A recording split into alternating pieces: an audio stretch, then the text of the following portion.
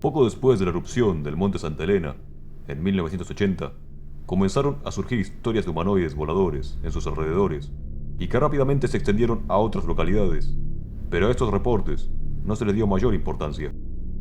No fue sino a partir del siguiente relato, que fue el primer encuentro documentado de la criatura, que se empezó a considerar su existencia. El columnista, C.R. Roberts, entrevistó al testigo y la entrevista se publicó en un informe del periódico New Tribune of Tacoma el 24 de abril de 1994. Durante mediados de abril de ese año, Brian Canfield, de 18 años, conducía por una carretera apartada, en el condado de Pierce, en Washington, a muy pocos kilómetros del monte Rainier, cerca del lago Kapowsin, entre el borde de un bosque y un campo cubierto de maleza. De forma inesperada, el motor del vehículo se apagó abruptamente, teniendo en cuenta que el vehículo estaba en buenas condiciones de funcionamiento y que no había pisado los frenos. Canfield no sabía qué estaba ocurriendo. Todos sus intentos desesperados por volver a encender el motor fueron en vano. Parecía como si estuviera atrapado en un camino aislado, en medio de la nada, y los rayos de los faros delanteros eran las únicas luces que rompían con aquella completa oscuridad. Pronto vio que algo se deslizaba hacia la luz de los faros, que al principio lo tomó como un pájaro grande, pero que resultaría ser todo lo contrario. La bestia aterrizó levantando el polvo. Cuando apareció un cuerpo entero, Canfield pudo ver que era una gigantesca criatura humanoide con alas y hombros anchos, y que le estimó unos 2,70 metros de estatura. La criatura también parecía poseer patas como las de un ave. Cuando se acercó, pudo distinguir un pelaje de color azul.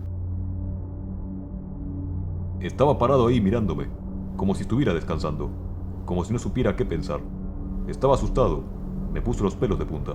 No me sentí amenazado, me sentí fuera de lugar. Me estaba mirando directamente con una mirada profunda, como a través de mí. Estaba perfectamente inmóvil. Estuvo de pie unos minutos. El artículo continuaba con la detallada descripción que Canfield hizo de la criatura. Sus ojos eran amarillos, con la forma de una porción de tarta, y pupilas como una media luna. La boca era bastante grande, dientes blancos, sin colmillos. La cara era como la de un lobo. Canfield dijo que con las luces del vehículo, la criatura parecía poseer un pelaje azul. Entonces sus dedos se movieron y sus alas comenzaron a desplegarse. Canfield describió que las alas eran tan anchas como la carretera. Giró la cabeza, me miró y empezó a batir las alas. Cuando la bestia despegó, el viento que generaba era tan intenso que el vehículo se movía. Lentamente, la criatura voló en dirección al monte Rainier. Unos minutos más tarde, la camioneta recién arrancó. Me fui tan rápido como pude. Canfield condujo a su casa y contó el encuentro a sus padres. Roberts consideró que el testigo era muy creíble y destacó en el artículo que Canfield no era alcohólico ni consumía drogas y era considerado localmente como un estudiante promedio. El reporte causó un gran revuelo en los medios de la época y llevó a que la posible existencia de esta criatura sea conocida públicamente. Poco tiempo después, se le dio su nombre, el cual fue formado por la unión de las palabras Bat, murciélago, y Sasquatch, uno de los nombres nativos para Bigfoot. Este nombre se originó a partir de que fue considerado como una criatura del tipo Bigfoot, pero con alas. Durante ese mismo año, otro presunto avistamiento se dio a conocer, reporte que provino de Butch Whitaker, montañista y piloto. En 1994, cuando Butch estaba preparándose para escalar el monte Santa Elena, en pleno día, la criatura se elevó sobre su cabeza, cerca de la cima del volcán. Más tarde, Butch lo describió con ojos rojo sangre, piel de tonos violáceos, alas de un pterodáctilo y la cabeza y cara como un mono, mezcladas con los rasgos de un murciélago. Según Whitaker, logró tomarle varias fotos que aparentemente nunca han sido publicadas. En un informe de 1998, publicado originalmente en un sitio web de reportes de la criatura, un testigo afirma haber visto un camión maderero golpear a una criatura muy extraña a lo largo de una apartada carretera de montaña. El camión había estado avanzando a gran velocidad solo para hacer contacto repentinamente con algo en la carretera, que el testigo confundió con un tocón de árbol o un tronco en medio del camino. Según los informes, el testigo conmocionado corrió para rescatar al ocupante, y fue entonces cuando el testigo se dio cuenta de que el camión no había golpeado un tronco, sino un humanoide gigante con alas, completamente púrpura. La criatura medía unos 4,50 metros de estatura, cuando estaba sentada, encorvada frente a mí. Más tarde descubrí que esta criatura mediría fácilmente unos 9 metros, desde la cabeza hasta el fondo, una vez que estuviera en el aire. Digo fondo porque en realidad no tenía cola. La cabeza del animal era inusualmente pequeña en comparación con su cuerpo masivo. Los ojos morados y brillantes le recordarían a cualquiera que tenga la desgracia de verlos que esta criatura podría ser de la familia de las ratas. Un comentario digno de mención son las orejas largas y puntiagudas que sobresalían de la parte superior de la cabeza de la criatura. La nariz era bastante pequeña. La característica más pronunciada de la nariz era su inusual color púrpura. La envergadura de las alas de la criatura parecía muy pequeña, como si no pudiera volar con una superficie alar tan pequeña.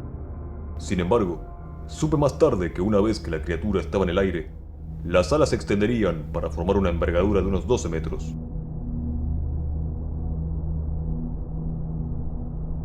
La característica más inquietante de la bestia eran sus manos.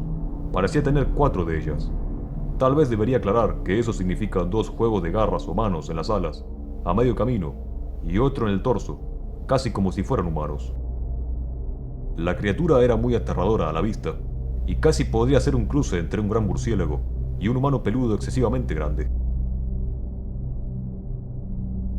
Creo que la descripción más precisa sería la dada por algunos de los habitantes de los pueblos locales, quienes más tarde tuvieron la desgracia de encontrarse con la bestia y llamarla Batsquatch.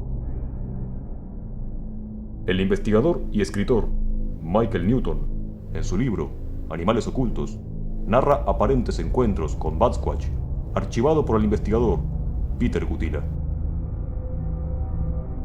La historia, sin fechar, cita múltiples avistamientos de una criatura saltarina, voladora y peluda, con cabeza de perro, que dejó atrás huellas anchas de 45 centímetros de 3 dedos, en el condado de San Bernardino, California, al sudeste del monte Baldy. Durante abril de 2009, el investigador paranormal, Paul Day Roberts, recibió una llamada telefónica de un hombre que afirmó haber visto a una de estas criaturas mientras daba un paseo por el monte Shasta, en California. Mi amigo y yo estábamos caminando por el monte Shasta, y fuera de una de las grietas salió volando esta gran criatura.